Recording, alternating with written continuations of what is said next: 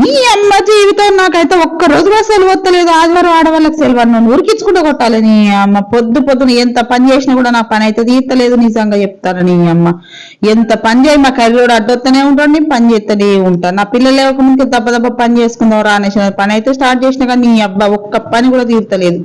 అదేందో మరి నాకేనో అందరికి ఇంతేనో. ఆదివారం సెలవు అంటారు. ఏం సెలవులా నీ సెలవు చల్లగుండా ఎంత పని చేయి నా పని అయితే తీర్తలేదు. నా పని అయ్యేలోపు వర్త బాధితులు వచ్చి కూర్చున్నాడు చూడుర్రి పాలకు.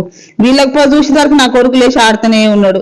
నీ ముఖం కడుకొని ఇంత తిందాం రానే లోపు కియాం అని ఏడుతూనే ఉంటాడు కోడి పిల్లి ఏడ్చినట్టు. నీ అమ్మ జీవితం ఇవన్నీ వదిలేసిపోదావరా దేవుడా ఎక్కడ నన్ను అనుకుంటే. పండుగకు కూడా వద్దంటాడు మా ఆయన. మీరందరూ పండుగకి ఇళ్ళలో పోయిర్రా, మరి మా ఆయన ఎందుకు వద్దంటాడు ఏమో నాకైతే అర్థమై సత్తలేదు. మా అమ్మ ఫోన్ చేసి రా అనేసి అని అంటాను. పోతా షాప్ ఎట్టా బర్రె పాలెట్టా అనేసి అని అంటారు. పండుగ పోకుండా మీరే చెప్పుర్రు. పండుగ పోకుండా ఎవరైనా బర్రె పాలు అమ్ముకుంటూ ఉండాలి చెప్పుర్రి. సంవత్సరానికి ఒకసారి పండుగ. మా ఆయన బర్రె పాలే వాళ్ళు అమ్ముతారు అనేసి అని అంటాను. ఇలా చేసిన వంట లెక్క లేదు, పెంట లెక్క ఉన్నది. అందుకే బయట నుంచి టిఫిన్ అయితే తెప్పించిన. ఆ వంట నేనే తినటట్లేదు, పాపం పిల్లలు ఏం తింటారు అనేసి టిఫిన్ అయితే తెప్పించిన. టిఫిన్ మా ఇంటి కొడుకు అయితే వెళ్తా అంటే తెప్పించిన. Bye bye.